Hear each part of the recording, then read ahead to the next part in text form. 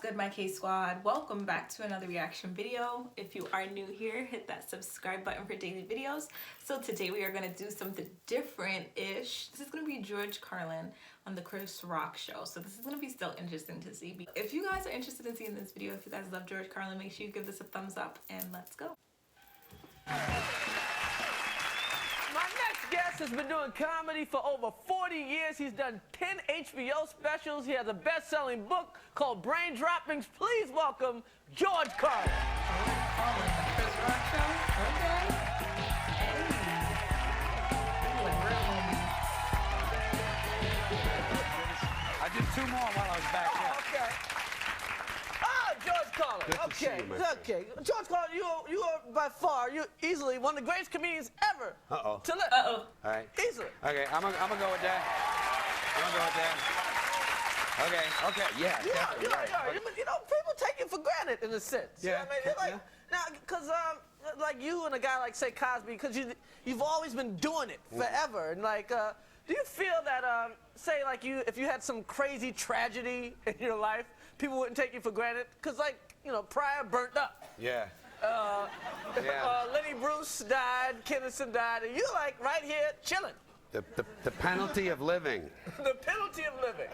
Yeah, well, you know what happens? A lot of people say, hey, how you doing? How you doing? I love that stuff. 1972, I saw you. And I'm like, oh yeah, well, last 25 years, been some more.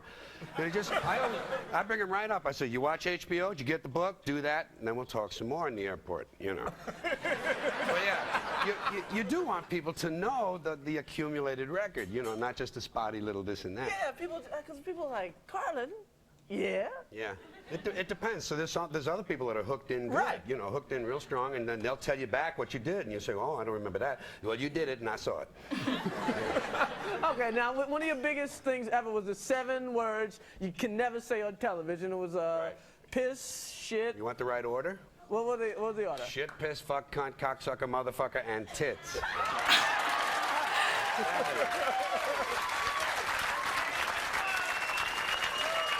Said fuck twice. I know. Motherfucker shouldn't count because it's a derivative of fuck, but I put it in anyway. Yeah. Because when you put mother and fucker together, it's just... It's a better word. Yeah, nothing's faster than a motherfucker. That's right. Nothing jumps higher, nothing stronger. Now, you know, it's weird. Now you can say tits now a little bit. Yeah, a little bit. See, that's just it.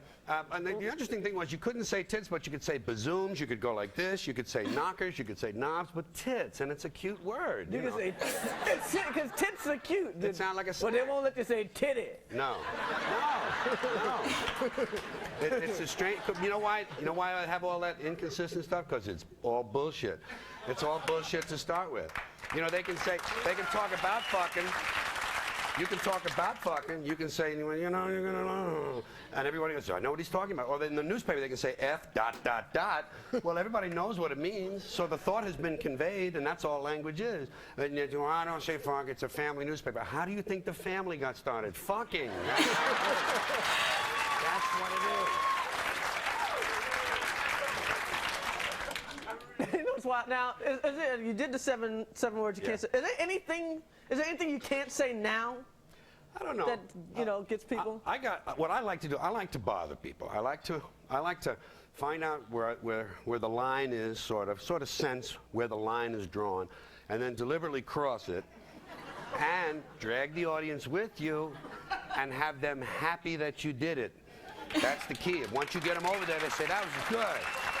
So. I'm doing my next HBO a year from December, about 13 months from now, and I'm just working on things because, you know, like there's one taboo in this country, I think, religion, and I really am all out attacking religion every chance I get because I just don't believe in that stuff. I think it's the worst thing that ever happened to mankind, and I get after them all the time. But that's not the only thing.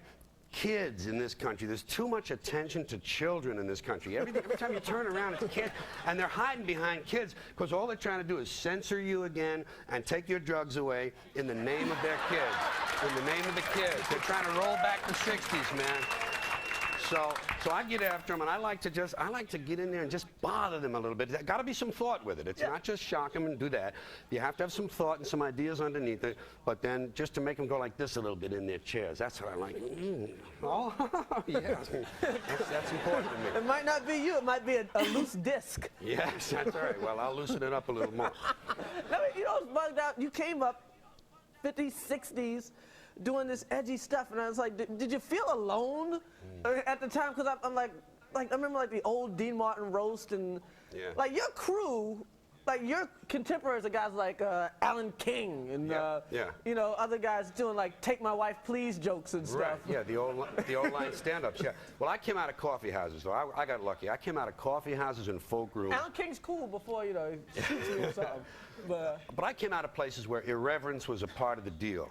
Coffee houses and folk rooms, you know, the whole idea there was to be a little bit anti-establishment, to be a little bit against the stream, you know. So I came out of that and always felt comfortable being alone. Always felt good as a kid. Loved it when my mother didn't come home on time. Boy, I'd say, oh, this is nice, man. I'll make some spaghetti and listen to the Lone Ranger, you know. To be alone is good. And I never really took part in show business. I'd show up. I didn't really contribute, you know, like they'd put me in the bunny number. You had to do the variety shows and they get you in the bunny number at the end. I had to do a little of that, but once I turned the corner, I left. Yeah, I mean, when you were around like bad comedy. Yeah. Or not even bad comedy, just that other shit. Yeah, right. That big lane thing. There's this thing you do, and then there's that other shit. That's right. And I lived through, listen, the hardest years of my life were the 3 or 4 years when I was doing straight mainstream bullshit television shows, because I thought I wanted to be like a Danny Kaye or something. My dream from a kid was still like that. I wanted to be in the movies and go like this for people, and I didn't know that my head... Like this? I didn't know my head was different. I didn't understand that. I thought, if I thought about it at 9 years of age, it must still be valid when I'm 21. But it wasn't, and I finally, boom, that clicked in from the acid. Thank God for acid.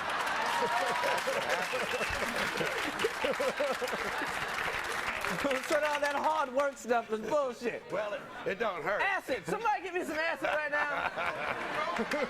You know, I got people around here to get me shit, but no one ever gets me acid. But I'll tell you this. That's why they put it on that list of bad drugs, because they know it opens up the mind. It can be dangerous. I ain't saying it's not dangerous in some way. You take too much, take the wrong kind, get it. Where do you get your acid from? That's what's nice. Because I want the good stuff. I don't need it anymore because it's a self-limiting drug. It's the kind of drug that you take it a few times and it tells you that's enough, we're cool, now we're happening. And that's what happened to me. As opposed to shit like this and shit like that. And like this? Yeah. Well, sometimes you shoot up directly in the neck to get it to your head quicker. Or so you hear. Yeah. Yeah.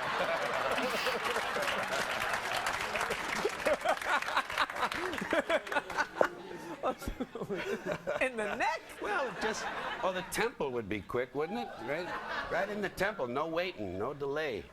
I never did shoot up, so I'm just talking shit. Oh, yeah. I never did. No, I grew up in a neighborhood with plenty of smack in the 50s and never got to the smack. The grass was enough. Boy, I'd get some of that grass and a couple of beers and just lay back and wonder why those guys were puking. You know?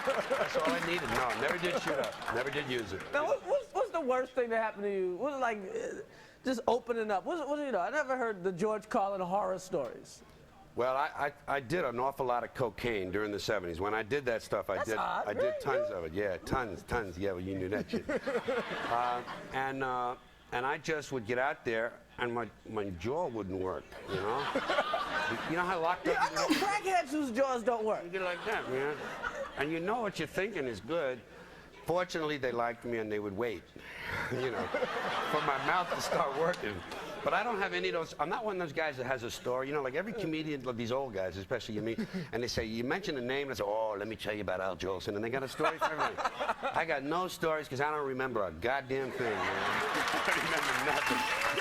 Thank you very much. Sure, my pleasure. Thank you, man. All right, guys, so that was George Carlin and Chris Rock. Okay, guys, so let me know in the comments down below, what do you guys think about this? Have you guys ever seen George Carlin and Chris Rock together at the same place, like at the same time?